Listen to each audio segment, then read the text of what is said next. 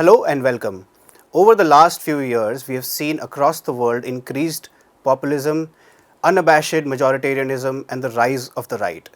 This has come hand in hand with a pushback against globalization, against the intellectual elite, and traditional sources of information, while non traditional sources of information have virtually risen unchecked. India is no different. It is in this context that Sanjoy Chakravorty, who teaches geography and urban studies at the Temple University, is out with his latest book called The Truth About Us: The Information Age from Manu to Modi. Welcome, Professor Chakravorty. Thank you, Kabir. Let's start by talking about the premise of the book and what you attempt to do in this book.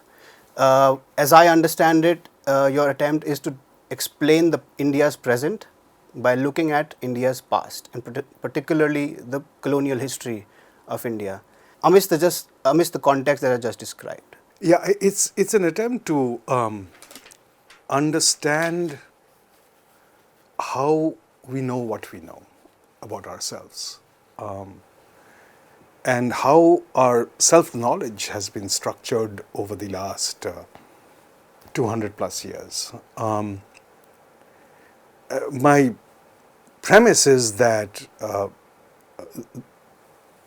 information is the key to knowledge, of course, right? And that's not a controversial thing. But the question of what is information, who decides what information is and what is valid information, how it's organized, how it's categorized, these things create really our truths, our identities, our brands like religion and caste. And when there isn't enough information, which is when the British started colonizing India, there was very little information as in modern contemporary terms, right? There was no printing press.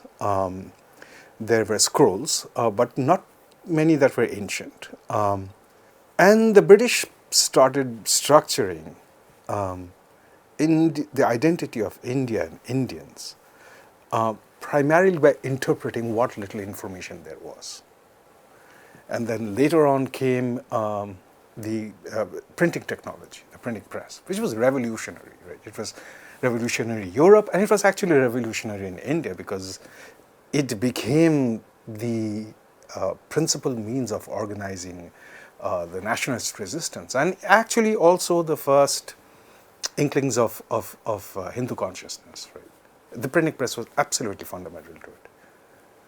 Up to now, right? And now it is everything, right? It's digital, it's online, it's Facebook, it's Twitter, it's information and misinformation are abundant. And how do you see, like you mentioned, information, the changes in the modes of dissemination of information playing a key role in politics and in society and how society is structured? So how have you seen that change, especially with social media over the last 10 years, not even more than 10 years? How have you seen that change? Well, everything, right? I mean, Facebook was born, just about 10 years ago, right? I think 2004, I think it was. They just, I think they just did their 10th anniversary, right? Like a year or two ago? Maybe things move but so not fast. more than 15. Yeah. Oh, certainly not more than 15. Certainly not more than 15. So when you ask what has changed, I think it is possible now for everybody on earth, really, to exist in their own information bubble, in which only the information that soothes them, that makes them feel good about themselves, and that dismisses their enemies or makes them worse, you can choose the information bubble you wish to inhabit. And people do that. And they consume comforting stuff, they dismiss discomforting stuff. Behavioral psychologists like Daniel Kahneman, he has a book out that a lot of people, I've seen in a lot of drawing rooms in India, called Thinking Fast and Slow. He won the Nobel Prize in Economics. He's the only non-economist to ever win it, because he revolutionized a new field called behavioral economics, right? In which the rational economic man is just demolished. And he says most people are not rational. And he talks about like two brains, like a fast brain that instantly forms decisions and opinions and so on, and a slow thinking brain. And he calls human beings lazy. Their brains lazy. They don't want to work. And that they don't want to engage that slow part of the brain. And this is true of all of us. All of us faced with complexity tend to look for simplifications, tend to look for a formula or a slogan or a one-liner or a jingle that'll explain it or fix it. Do you have any particular leader in mind when you say talk about slogans and jingles and the use of abbreviations? It's this election season was all about it. I mean, Chaukidar. And that's a single word that is trying to capture a whole range of identities and emotions. It's brilliant, actually. I'm your safety. I'm your safeguard. I protect your interests. मैं चौकीदार हूँ. As opposed to the alternative which the opposition was trying to come up with, which was more complex in terms of a minimum income guarantee and the Rafale scam, more complex to understand. I would go so far as to say that they themselves did not understand what they wished to communicate. There were certainly mixed messages. Insistence on Rafale, for instance, I thought was misplaced. I would say most voters have no idea what Rafale is, even after every time it's been brought up.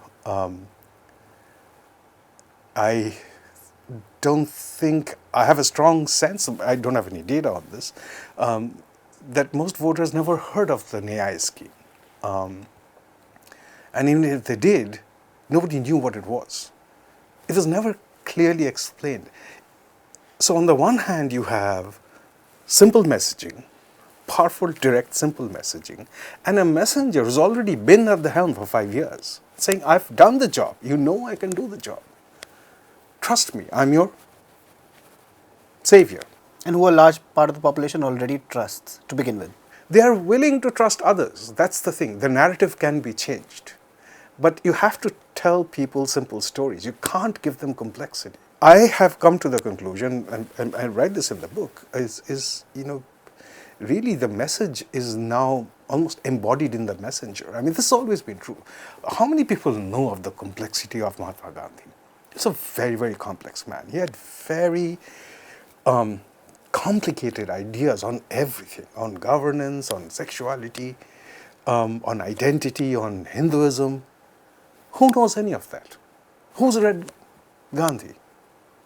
What do we know about him? Father of the nation, man walking with a stick, defying the British, and non-violence. Ahimsa. Right? Satyagraha, ahimsa. Simple, boiled down, direct messaging. And this has been true before, but my strong sense is that the more information there is, the more simplicity we need. The more sources of information there are, the more complexity there is, the more voluminous the information is, the greater is the need for simplification. And this is the moment where these simplifiers are arising, like PM Modi over here, President Trump in the US. They're telling you very simple narratives. So do you think that this this preference for simple narrative, has that increased over the years with the pushback against traditional sources of media and the non-traditional sources of information, like on social media, Twitter? Like everybody is now a creator of content. That's right. And so has that now increased the preference for simple narrative because of this, or was it always like this? I think the preference for simple information, simple narratives is always there. My sense is that when there is so much information, the human mind can't handle it. I know my mind can't handle it. So I personally seek to simplify my own information sources. So I don't watch TV news. We were just talking about it, right? I get And nothing probably from it. you'll be healthier in the long run. We'll probably be healthier. We'll probably live a little longer because our blood pressure will be more even. I haven't been watching TV news for years and years now. I read. I read news stories. But even in my reading, I'm making choices of people and institutions that I tend to trust. Right? For instance, I have never watched a minute of Republic TV here. I have never watched a minute of Fox News in the US. I do not wish to engage in what I think are dishonest communication. So moving on from information, you also mention in your book that the organization of a minority under the banner of Hindutva is not new. But is it now louder than it has ever been? Oh yeah, Has always, in a sense, it's been there for existed. 150 years. Yeah. It's been there for 150 But years. is it now louder than it has ever been in our history? And at this moment, yeah, I have no doubt about it. I personally am pretty skeptical that all the people who voted for the NDA at this time were advocates of Hindutva or believe in getting rid of minorities or demonizing them. The core of that particular brand of muscular Hinduism has probably never been very large. I would hesitate to put a number on it, but I don't think it's ever been more than 20%. I don't think it's still more than 20%. I would have thought it really is more like a wedge issue, is, use that to split up your opposition and pull some people in your direction. It's been around for 150 years. But for a good 100 of those 150 years, and more actually, people are much more attracted to a simpler message of nationalism. Is, get the British out first. Okay, our society has problems. We'll deal with those later. But first, let's get these outsiders out. That's the core of nationalism, right? And that really just had more appeal, more followers. It was led charismatically. It was led by self-sacrificing people. People appreciate sacrifice. Leaders who seem to be somewhat above the ordinary wants and desires of other people. So this surge of Hindutva was sort of pushed below the surface by the more dominant forces of secular nationalism. Secular nationalism, and also a lot of the Hindu discourse was about fixing the problems of Hinduism, right? I mean, it could not be as muscular because a lot of learned people who were creating text and discourse and so on, they were saying, we have problems. We have very deep structural inequalities. We need to deal with these issues. So moving to one of the, by your own admission, contentious claims made by a book, is that religion did not exist in India prior to the British. Sort of that Hinduism is a constructed identity, it is a foreign construct. The word itself is not an Indian word. So talk a little bit about that. Yeah, I think this is the most challenging part of the book, and it comes pretty early in the book. Every word that we use has been invented. Right? There's nothing that came from somewhere superior. So this is the word, right? So religion is a word. It has a specific meaning. And that meaning is Judeo-Christian. It's fundamentally European in nature. And religion tends to mean a hierarchical system with definitive texts and a leadership. In that sense, religion simply did not exist in India. I use the year 1800 as the point of departure over and over again. But just to give an example, as late as the first censuses in 1871, 1881, when people were asked about their religious identity, very many had no idea what they were being asked about. They could not answer the question. So the British census had a written instruction, anybody who cannot identify their own religion is Hindu. That is how I think the vast majority of this country became Hindu, is by census diktat. They did not understand the concept of religion because there was no structured religion to begin with. The ideas of the sacred texts, by definition, they were limited to a small group. Right? The small group, the Brahmins themselves said, well, it's not for others, it's for us. We write these texts, we interpret it, these are the rules we follow. And according to these, we are on top, everybody else is below, and some people are out. I don't think most people in this country even knew what those rules were. Certainly they weren't applied. What the British did was they took those rules a little too seriously, those textual rules. They constructed identities of religion and later on caste, based primarily on the texts that they found, and in order. Remember, all of the texts weren't found at the same time, or were not translated at the same time. They came one after another.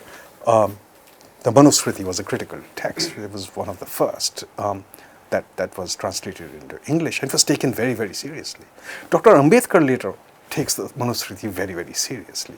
I think there are very good reasons to not take it that seriously. I think there are any number of thoughtful people on the left and the right that nowadays would say you shouldn't take that text so seriously. But the British did, and they took it so seriously, so literally. They said this is how this society is structured. It was not structured in that way. It was a theoretical text. That was a fantasy. This is how the Brahmins would have liked society to be, but it wasn't. So you're saying that by using the Manusmriti, so the British sort of imposed the Varna system. They tried to. They failed, of course. And that manifested into the caste identities that we see. And so to quote you, it is doubtful that caste had much significance in society before the British. Before the British made it India's defining feature. Now, this is quite contentious. Indeed it is. Yeah, so, Indeed it is. can you elaborate on this a little bit? Because, I mean, academics like Dipankar Gupta have rejected this, saying that this sort of implies that India had no defining feature and India had no single identity. Indians had no sense of identity before the British. As Indians, they did not, certainly. I don't think an India existed before the British came. They created the map and defined the boundaries and put in a Rajdhani. And I think this is absolutely right. There was no India before the British. There were many communities, and they were very, very different from each other. They had their own rules and systems, and they varied from almost village to village, or a cluster of villages to a cluster of villages. There was no guiding theme. There was no ur-text that actually knew the principles of this vast diversity of lived experience and communities. There just wasn't. And that is what troubled the British so much, because they needed to create a nation in order to govern it. They needed to know its rules. They needed to create law. I mean, they were men of law. Coming back to caste again, like so you are essentially saying that caste existed in the minds of the Brahmins, and they would have liked things to be like how they are described in the Manusmriti, while they were not actually like that in society. I would say most Brahmins were not even aware of the Manusmriti themselves. Most Brahmins were pretty ignorant. They're practicing your village Brahmin, doing the ritual priestly acts. They knew the rituals, but they had no understanding of the texts of the philosophies. Not very different from,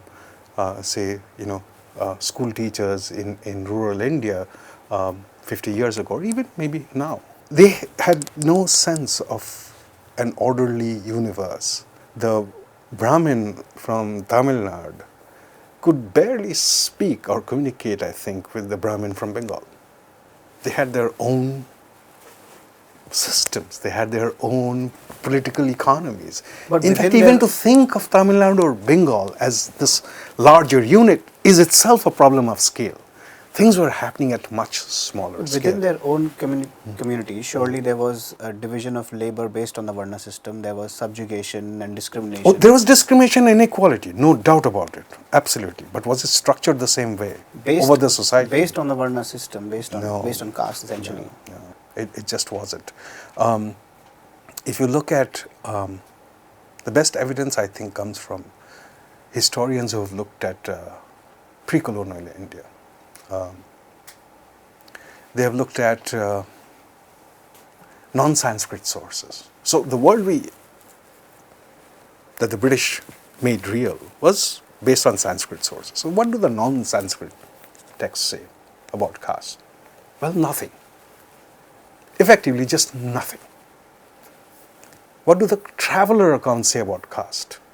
Almost nothing. You'll find, for instance, there's much discussion about, I think, Yuan Tsang's reference to caste. Go to Yuan Tsang's text and look up that reference to caste. It's a throwaway comment in a single sentence in that entire thing. He was not writing about caste. He had picked up some information, he put it in its part of a single sentence. If you look at documents that are recoverable from that period, caste virtually seems not to exist. Historians, anthropologists like Susan Bailey have said, till the 18th century, it is hard to imagine the evidence that there was a caste system in India that was as revolting as we imagine it to be now, simply did not seem to exist. It did become revolting, but it was later under colonial rule, not in pre-colonial India. But for example, Jyotirao Phule had been fighting against this even before the census of 1872, and he was from a Mali caste and was. I mean, I think if this is true, the story goes that he was not allowed to attend a Brahmin wedding, and that's where his activism began. And this was much before the census of. I'm not saying the census created or strengthened the caste system. I think it was. It predated the census. It was the British insistence on the Sanskrit text that actually began in the 1790s, the first series. So between the 1790s and the 1870s, that's a long 80 years. But by then, the courts, for instance, are already giving judgments in which this hierarchy is taken for granted, right? It is during that long 80 years that the ideas of Brahmanism, from the Sanskrit texts, are beginning to percolate and beginning to be established through law, through jurisdiction, through legal decisions. It's by the time the censuses come around, the mental space has been shaped to a pretty large extent. But even then, the census basically says it's impossible. The Chaturvarna system simply does not exist in India. The census commissioners, the leading people of the census, this is possible. We can't fit this into Manu. Manu is wrong. But, it's too late by then. It's too late. So at the end of the book, you seem hopeful for the future. You seem to suggest that that Indian society likes the idea of democracy. I think it does. Others like Pankaj Mishra, who also recently wrote about this in his book Age of Anger, seem more skeptical. What gives you hope? Theory gives me hope. Is that even a relevant thing to say? It's a very boring. It's a very boring thing to say. Okay, history gives me hope. I happen to think most people are not violent people. I happen to think most people like to think of themselves as good moral people. They want to do good moral behavior. Almost anybody can be incited to violence. I mean, that's also true.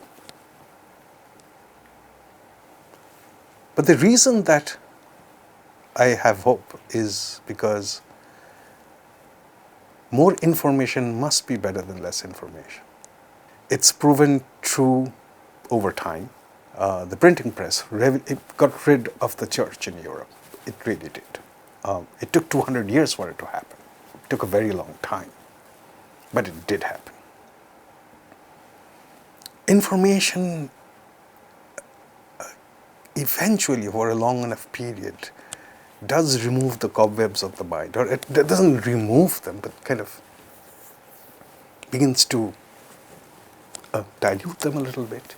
It's not going to happen overnight. One of the things that I always try to stop myself from suffering is the disease of presentism, that this moment is somehow the most interesting of all possible moments. Given the longer view of history, given the bedrock principles that you get from philosophy and theory, I have to say that this is a moment that will pass. It might take a while. We don't have the patience for it. And really bad things can happen. If it takes another 5 years, it takes another 10 years, really bad things can happen. But with all that caveats, you're saying it will pass. It will pass. Everything else has passed in the past. This will pass. Let's end on that hopeful note. Thanks a lot, Professor Chakravorty, for joining us, and we wish you all the best with the book. Thank you, Kabir. To receive instant updates on all videos from The Wire, click the subscribe button and hit the bell icon. Pay to support independent journalism. Click the link in the description and choose the amount you want to pay.